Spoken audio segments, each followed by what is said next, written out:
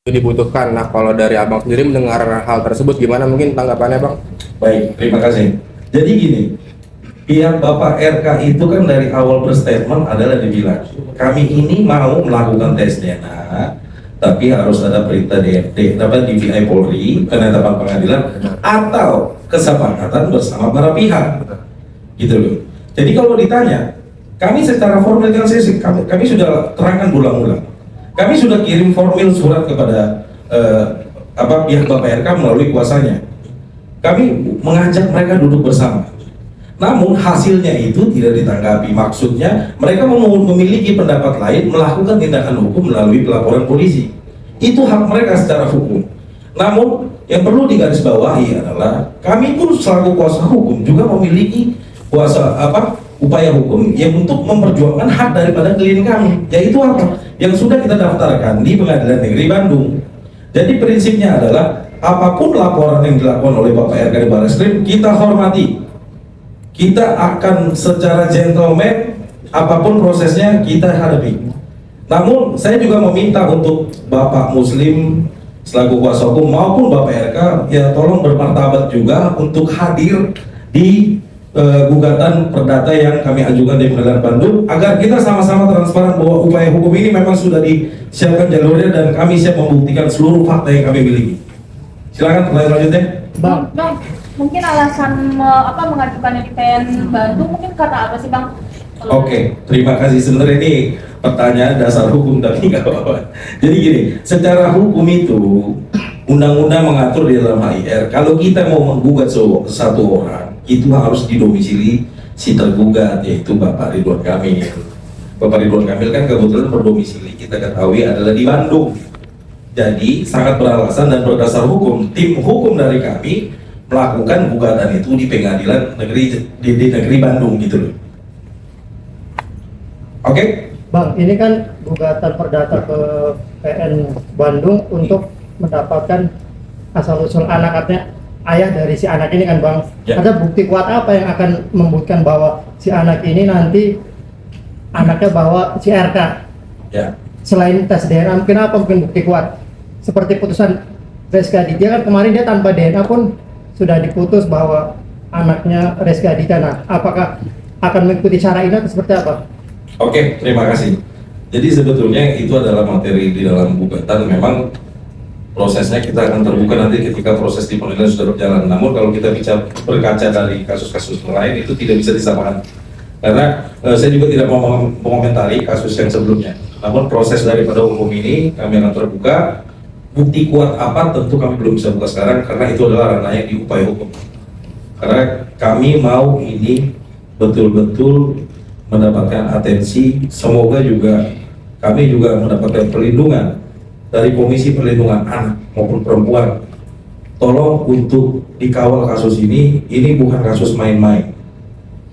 Ini menyangkut, sudah ada dasar hukum, tolong untuk diawasi perkara ini agar juga kita bisa transparan. Tetapi untuk pertanyaan Bapak tadi, kalau kita tanya apakah bukti kuat itu bisa dikasih tahu sekarang, kami tidak bisa memberikan itu karena itu adalah wewenangnya di ranah di pengadilan. Terima kasih.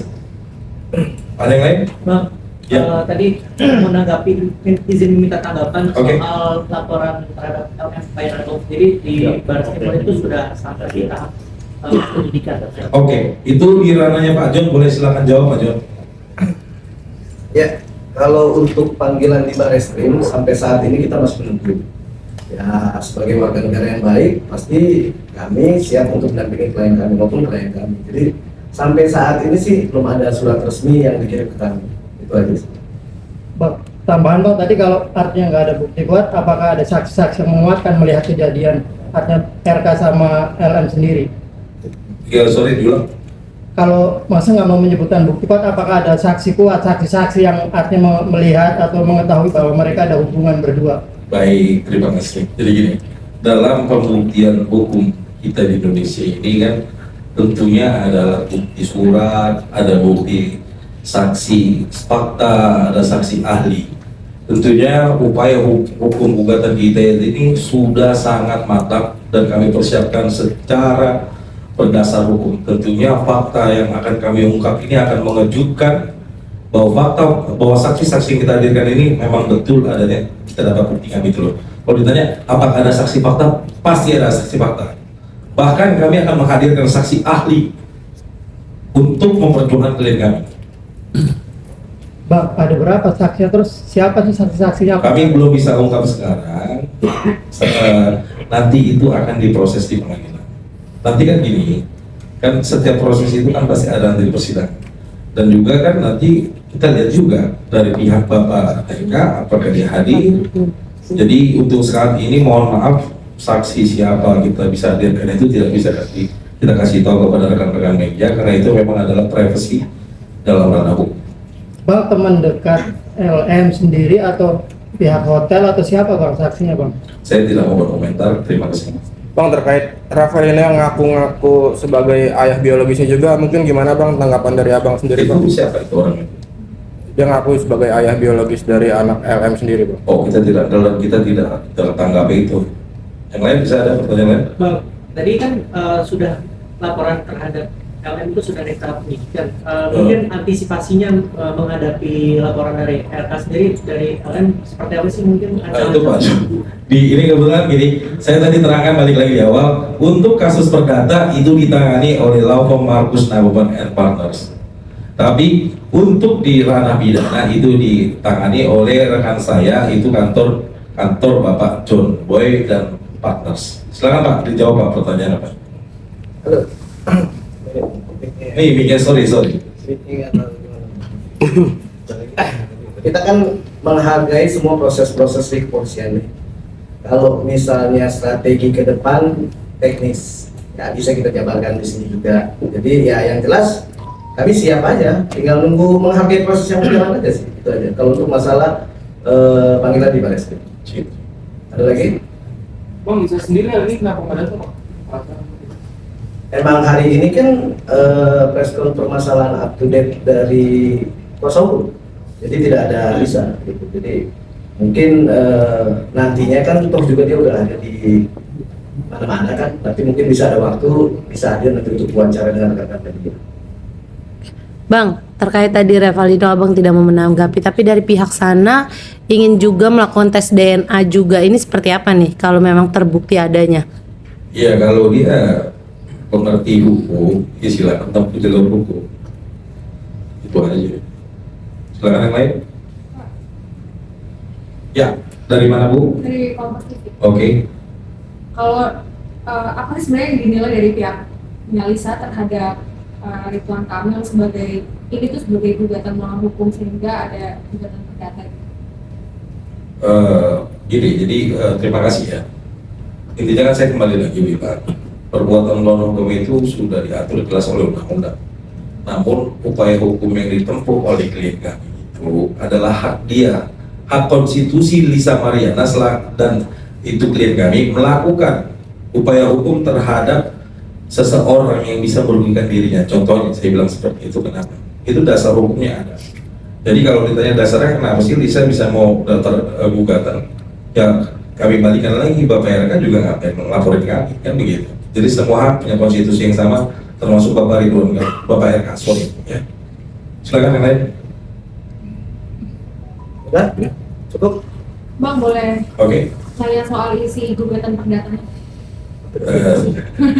Kamu telat ya, nggak apa-apa. Jadi gini, prinsipnya adalah saya kembali terangkan, untuk permintaan daripada kami itu kan sudah jelas. Coba dibikin slide sekali lagi, biar terang.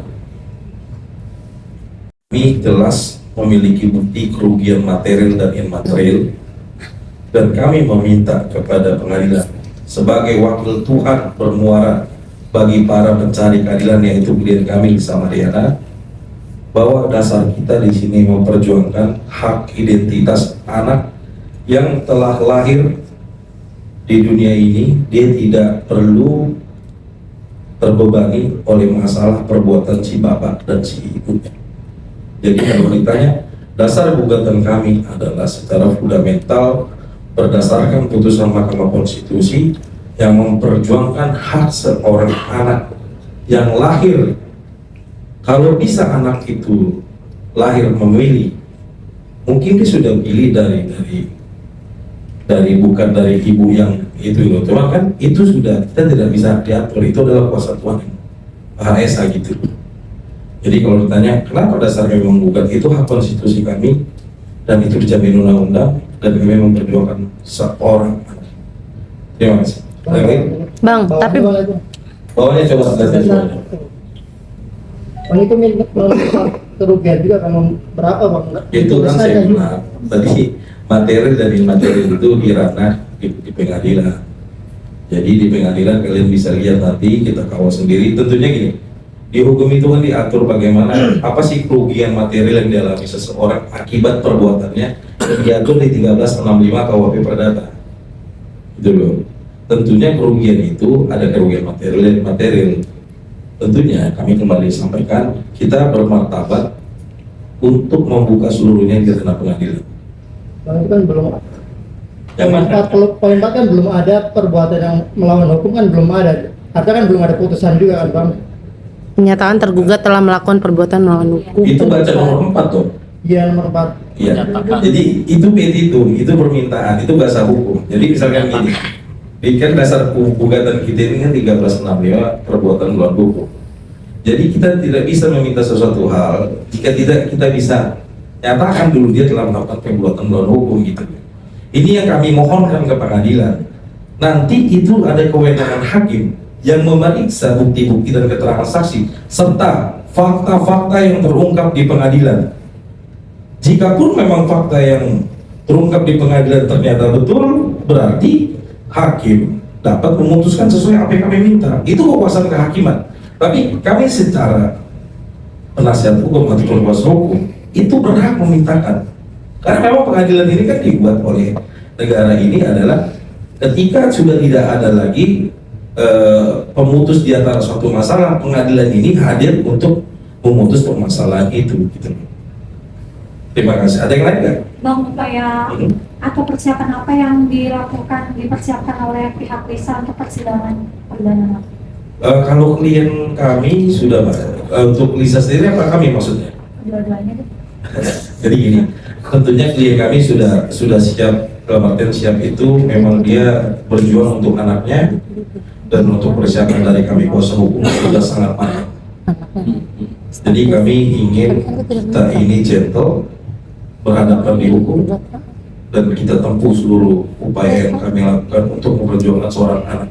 Betul? Bang, ini kan bisa dibilang kan kasus ini kan makin meluas ya Bang, menjadi suatu jejak digital juga ke depannya ya Bang, untuk anaknya Lisa. Apalagi kan semakin lama kan semakin besar juga anaknya. Gimana nih Bang, dari Lisanya sendiri sudah mempertimbangkan juga nggak sih Bang ke depannya mungkin?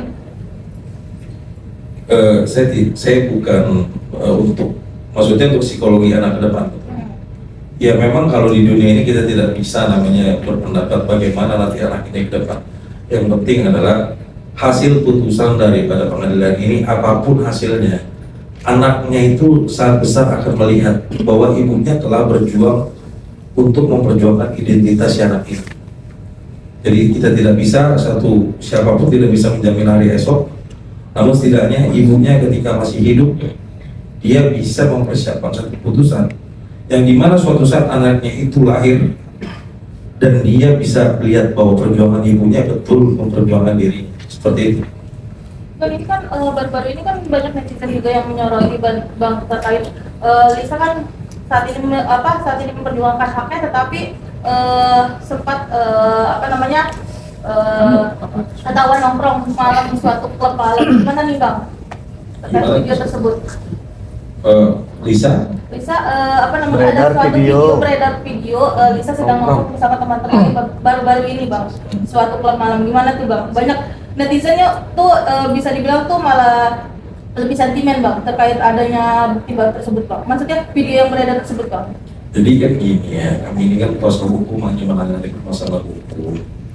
Jadi kalau misalkan Lisa itu dia memiliki satu private, ya mungkin itu lingkungan private di teman-temannya, saya tidak bisa mengomentari hal itu. Namun ya gini aja, kalau pandangan saya, ya orang Lisa itu bersosial juga.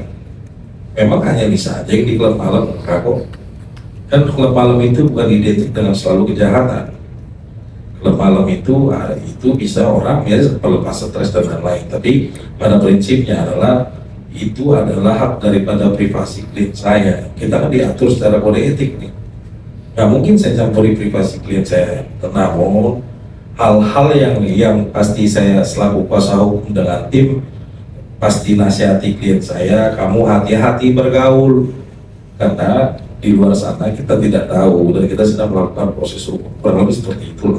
Maksudnya ada rasa khawatir nggak nanti terganggu dengan proses-proses ini?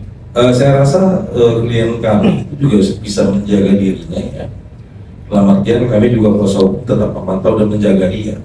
Kan di luar daripada yang diketahui, Lisa ini kan juga kita jaga juga gitu. Itu menjadi kewajiban kami selaku advokat, menjaga klien kami secara keselamatan mental bahkan psikologi dan keamanan dirinya tersendiri. Bang, nanti sidang perdana itu wajib hadir dan terus sidangnya terbuka atau tertutup? Gini, ini pertanyaan yang menarik. Jadi persidangan itu tentu kami akan memohonkan kepada Pengadilan Negeri Bandung untuk persidangan ini dibuka secara umum. Kami akan bersurat resmi kepada Humas Pengadilan Negeri Bandung bahwa apa tujuan ini harus dibuka secara umum agar kita bisa memantau. Tolong transparan. Namun ini paling dipentingkan. Kami tidak bisa menggabungkan apapun nanti keputusan daripada pengadilan karena itu kekuasaan kehakiman. Apakah nanti persidangan itu dibuka secara umum? Apakah persidangan itu secara tertutup? Tapi kami kalau selaku kuasa hukum yang kami inginkan adalah persidangan itu dibuka secara umum. Gitu. Karena ini kan menyangkut anak ya, biasanya Ya. tertutup. Ya mungkin ya. Nanti kita lihat ya. Maksudnya kita pasti upayakan yang terbaik. Jadi gini aja, saya mau tutup untuk 2 pertanyaan terakhir. Terima kasih teman-teman. Boleh silakan. 2 pertanyaan terakhir. Bang, Ya. pihak Aulia katanya udah melunak tuh, katanya sekarang udah merasa empati dan simpati terhadap bisa yang memperjuangkan anaknya. Gimana tuh menurut kamu? Ayu Aulia itu siapa? Aulia yang kemarin korban juga bang tentang Ayu Aulia yang jadi saksi. Enggak, saya nggak Saksi kenal dan dari- saya nggak tahu itu siapa. Itu bukan urusan kami, no comment saya. Ada yang lain? Udah? Ya, tadi angkat tangan nggak? Oke, jadi selamat sore teman-teman rekan media. Terutama saya ngucapin terima kasih. Mungkin ada closing statement dari rekan saya, yaitu Bapak John. Silakan Bapak John. Ya mungkin terima kasih buat rekan-rekan media yang udah hadir pada saat ini. Mungkin penutup dari sana ya karena ini sudah berjalan dengan langkah hukum di masing-masing maupun di pihak LM dan RK. Saya harap buat Bapak RK hadirlah di permukaan. Terima kasih. Bang, terakhir Bang, pertanyaannya agak menyimpang nih. Perkembangan dari Lisa sendiri, berat badannya sudah turun berapa? Karena kan kemarin-kemarin dia Body shaming itu jangan. kemarin dia Nggak boleh. sedang ini, sedang Kamu media dari mana kamu? bukan, kemarin kan dia lagi rame. Dia menunjukkan kalau dia lagi mau menurunkan berat Kita badan. doakanlah biar Kita doakan yang terbaik. Kan kita pengen tahu perkembangannya sejauh mana. Yang jelas sehat walafiat, siap lahir batin menghadapi semua. Terima kasih. Terima kasih. Ya. Anaknya kabarnya bang? Hah? Anaknya gimana? Sehat, puji Tuhan sehat semua. Diurus Diurus dong pasti. Ya. Dia sayang anak kok. Kalau nggak sayang anak udah digugurin dari waktu kapan. Itu aja. Oke, Yang terima jelas kasih. dia sayang sama anaknya. Kita foto dulu ya. Oke.